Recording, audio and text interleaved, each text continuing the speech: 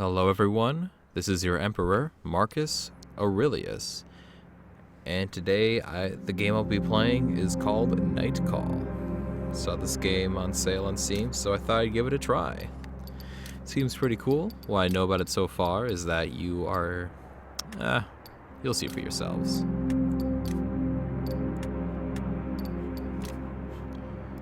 Back audio.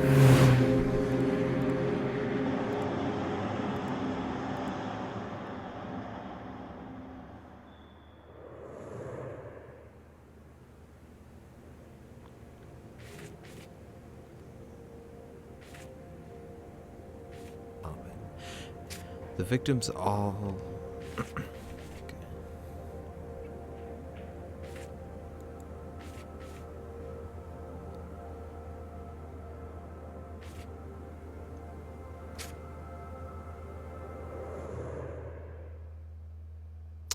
Let's go with balanced. First game.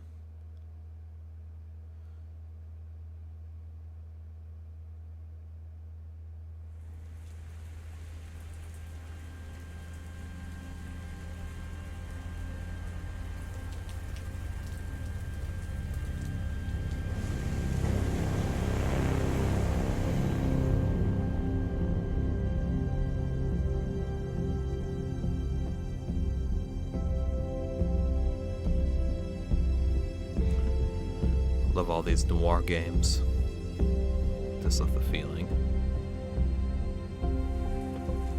Raw Fury. Dude, those were some pretty awesome parents.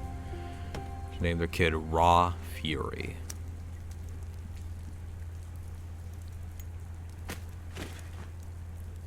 Unless if it's a studio or something.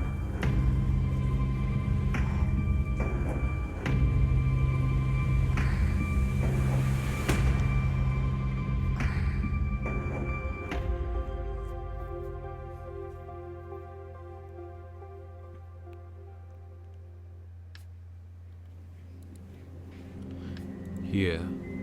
Sir, can hear me, or do I need to speak up? I'm not sure I understand. I just want you to be comfortable. You can always change your mind.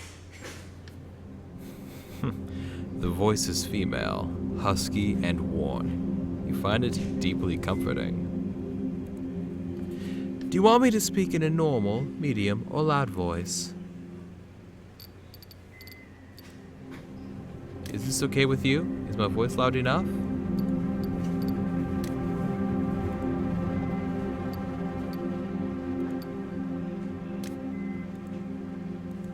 Yes, it's fine. Sir, you just spent 2 weeks in a coma. The word bounces around your head.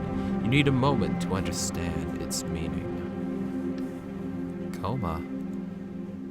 The word scratches along your throat.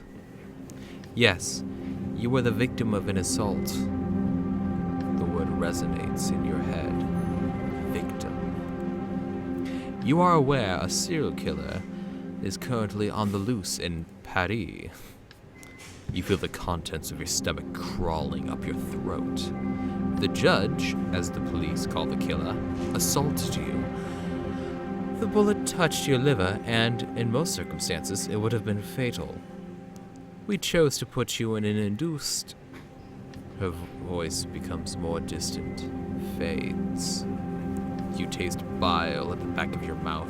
Your head is burning. You hear a whistle in one ear. Your fingers move toward your wound. Underneath the bandages, you can feel hot skin. It is incredibly painful. Did they... I'm sorry? Did they catch the judge? No. What about my passenger? He was dead before you even got out of your cab. The doctor is silent for a second. A very awkward second. She hesitates. The police would like to see you as soon as possible to ask you some questions. After all, you're the only one who survived the judge. Noise in the hallway attracts your attention. You try to turn your head, to no avail. You need to rest. she leaves the room, her voice resonates in the hallway. I don't care he's the only witness. He's... Another female voice joins in, a strong, authoritarian voice. You can't clearly make up what she's saying. A strange feeling washes over you. It's not pain, it's not fatigue, some odd combination of the two. Before being in this hospital room, you never realized that anger was made up of a combination of pain and exhaustion. Anger. A feeling you know all too well. Days go by, and a month later,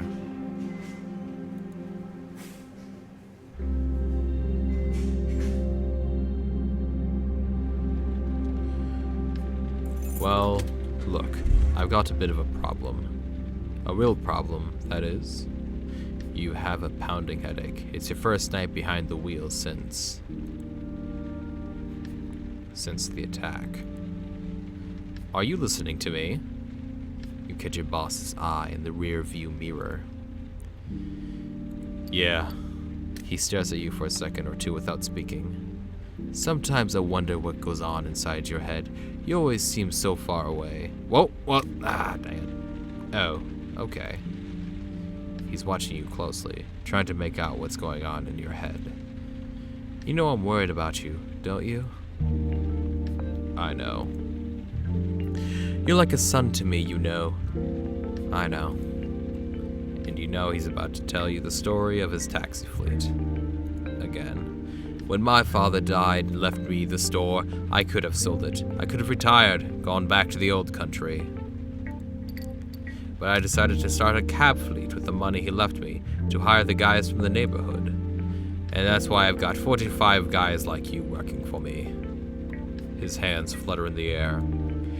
Though none of them are any match for you. He smiles. His voice suddenly takes on a serious note. Do you want me to go over everything again? He points to the equipment on the dashboard, the meter, the GPS. You haven't been in a taxi for weeks. Maybe you do need a little refresher. Right then. Well, first the map. You spot potential customers and try to guess where they'll be going. Then you decide. When a customer orders a taxi, if there's no one else around them, you have to go pick them up. He shrugs. That's the way it goes. It's the business. The other fares, you look at the map and decide whether or not you want to take them. And then, you drive. He flashes a quick, mechanical smile. You know it all too well. When he talks about work, he talks about work. That's all. When your shift is over, we do the numbers and... His voice trails off, as if searching for the right words. And that's all. It's pretty simple. There's no reason why you can't do it. Oh, right. No overtime.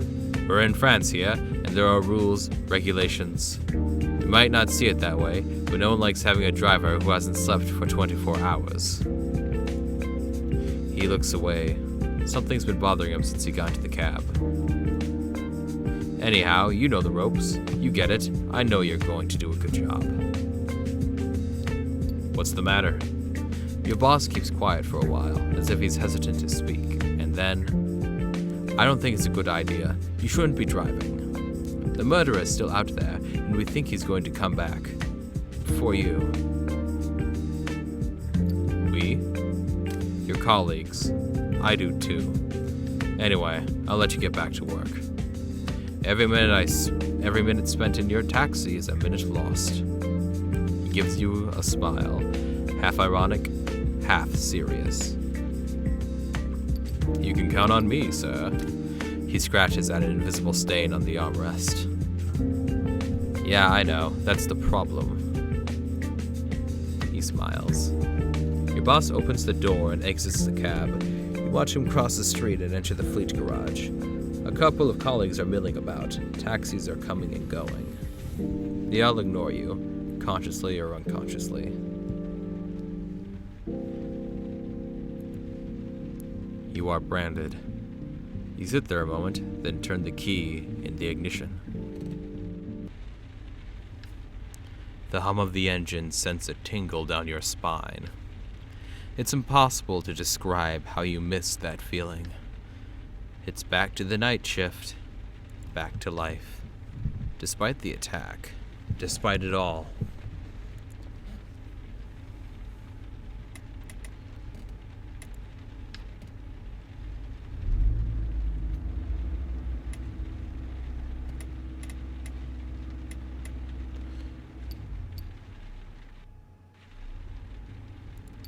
Sony Talpa. You double park and wait for your next passenger to slide into the back seat. He looks at you like he appreciates you and your taxi. He gives you his address. You start driving. Your passenger doesn't make a sound for the next few minutes of the trip. It doesn't bother you. You have enough on your mind.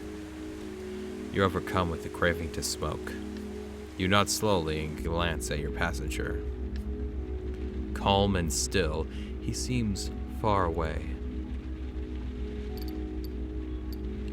Having a good evening? Yes. Yes, very good. He slowly turns his head towards you and gives you an odd look, like he is disappointed you're talking to him. He watches you closely for another minute and turns back to look out the window. You keep your eyes on the road. The silence becomes heavy. All of a sudden, you feel a strange sense of camaraderie with your passenger. You look at him quickly in the rearview mirror. He doesn't look familiar at all, and yet, it's like you know him. A second later, an outside light shines on his face at a weird angle. It looks like he's smiling. A few seconds later, you drive down his street. He straightens up a bit. You park in front of the number he gave you. He pays his fare without a word. The door opens slowly, and he smiles at you. You can tell it comes from the bottom of his heart, despite how uptight he is. You're really a swell guy. You weren't expecting that. By the time you collect your thoughts, your passenger is already far away. He disappears into a building. A moment goes by before you turn the key in the ignition. Sick.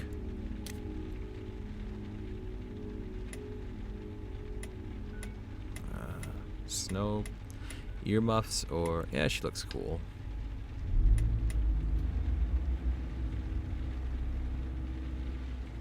Herva Rail. I'm headed to Charles de Gaulle Airport.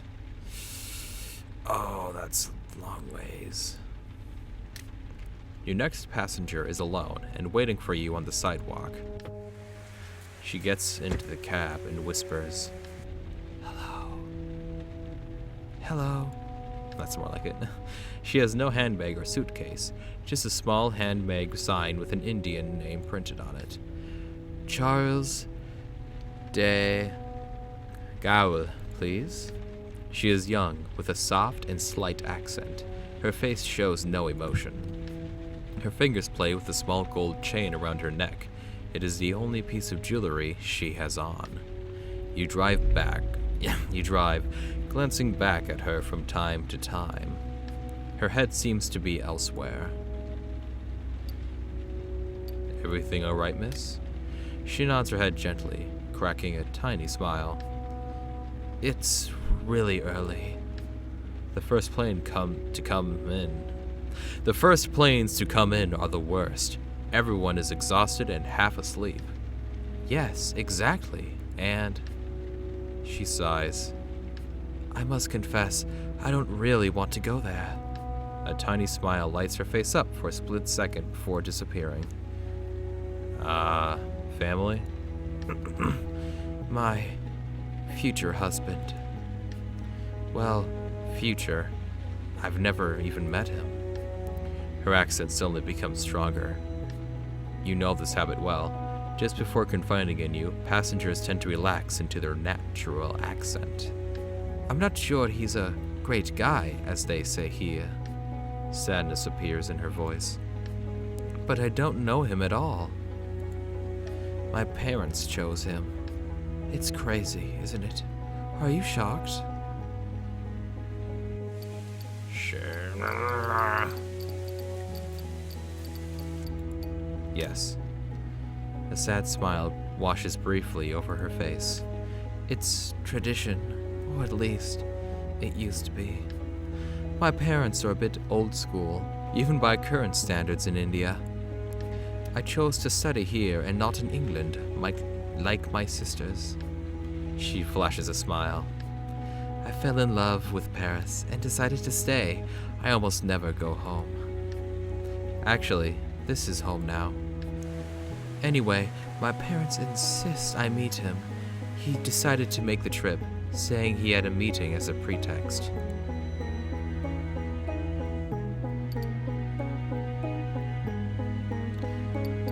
It's... Oh, this is bad. It's understandable from their perspective. I mean, it worked for them, right? Sense something bubbling up. Anger, before she freezes. Some people refuse to let their emotions out. She slowly regains control of her body. What, day trips would you recommend outside Paris? Nearby? She nods. Vasily's, of course. It's really beautiful. Definitely worth it. Her face, dang it. Her face lights up. Oh yes, perfect. I'm sure he'll like that. Or there's Fontainebleau. There's a huge park, very wild if he likes hiking. I don't really know. She smiles shyly. You prefer to say nothing. The airport is not much farther. Something about the young woman makes you feel uncomfortable.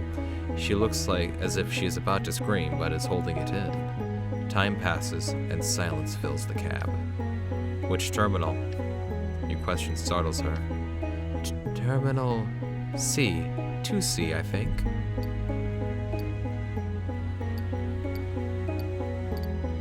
It's supposed to be a nice day out today. A smile crosses her face, then quickly disappears. Yes, I hope so. Thank you. You park the car in front of Terminal 2C. Your passenger grabs her sign and exits the cab. She pauses for a second as if she were about to say something. Then she disappears. Aw, sick. 30% tip.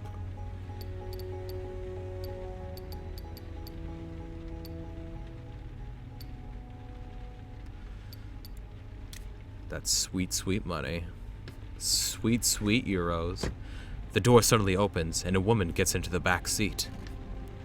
Having a good night? For a second you freeze. Whoa. It's one of the cops working on the judge's case. She's just like waiting at the airport. Aha, I knew he would come here. She grins at you. Her voice creaks. You remember seeing her at the hospital. Something already bothered you about her there.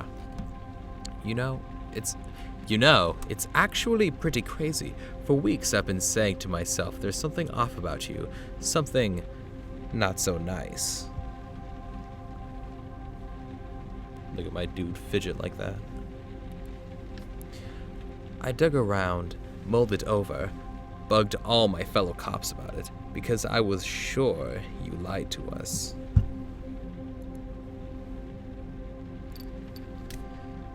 She has a cold sneer on her face.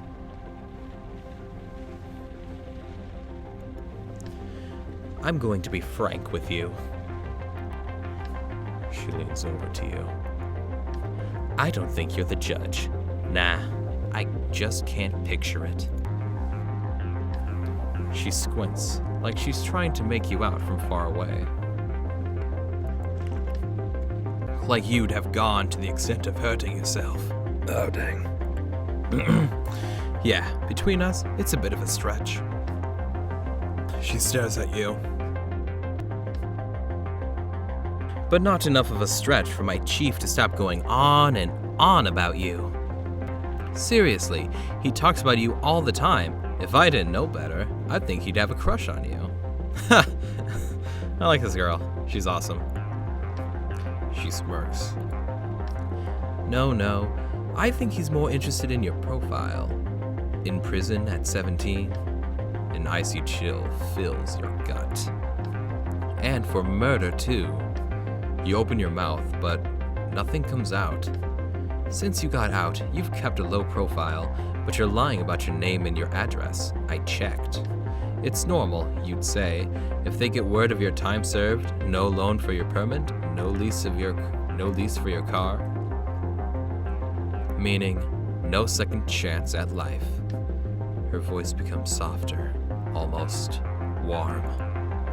I'd personally like guys who want a second chance. No, I like guys who fight for a second chance. Basically, I like guys who are willing to work for me. She leans forward, her shining, cat-like eyes narrowing. My chief wants to go to the prosecutor with a first and last name. With evidence. Actually, knowing him, he's not so hot on evidence. So, I'll give you info. Victims, suspects, medical reports, some photos that are a bit... She makes a gagging noise. You have to be discreet. Keep it between you and me. Interrogate, ask questions, dig around. I've never done this. She shrugs. Don't worry, you're already keener than half the squad. And don't forget, I'm not asking you to make an arrest and deliver the killer wrapped up with a bow in front of the station, okay? You're no Batman, you're just here to get me more information.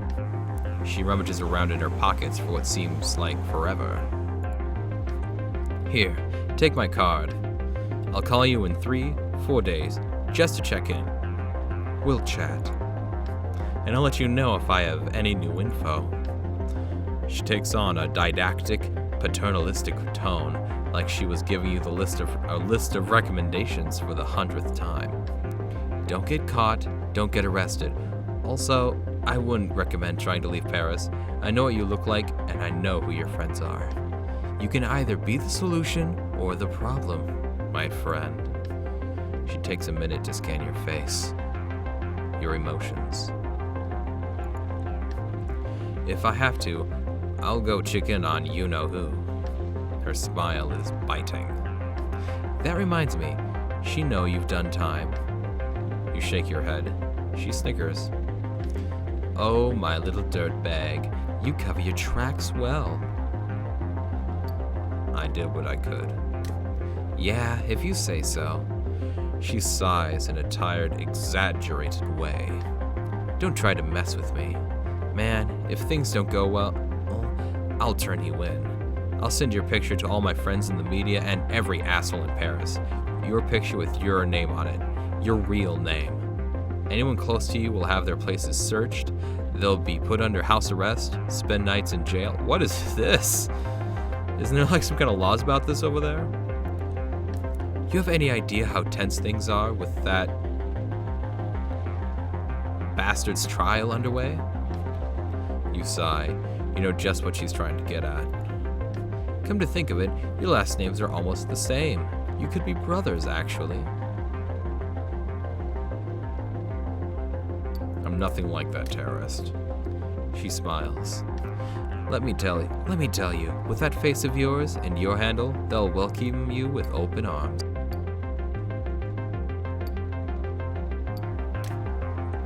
She takes on a serious tone, businesslike. I want to catch this killer personally. I want to drag him to court, ruin his life, with a bang. I can't botch this case, you got me? And neither can you, right? Nope. Well, great then. We see eye to eye. So you can just say you're my informant. My CI, confidential informant. He ripped open your gut. You saw your own insides. You were in a coma.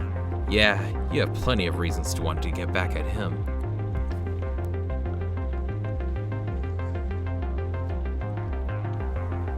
She furrows her brow. Yeah, I think you're actually going to do what I tell you to do. You investigate, ask questions, listen to all the rumors, and you come up with a list of suspects. She lays her hand on the door handle and freezes. Right. Oh, right, and don't get fired. Without this cab, you're worth nothing to me. You glare at her. Why would you do this? She puts her hand up, and you can hear the words behind it. This conversation never happened. I'll make sure you get more intel tomorrow. I'll find a way. Until then, Not a word to anyone. Obviously, not a word. The door opens, squeaks, and slams shut. Frickin' pig. You sit alone for a while, teeth clenched, dry-eyed, ears buzzing. Crud. On the back seat, the cop left a pile of papers. Crud. Key in the ignition, motor running, radio on, crackles. You turn it off and start driving. Talking to passengers might unlock new documents and clues for your investigation. You will find them back at your studio after your shift. 6 clues discovered, available in your room.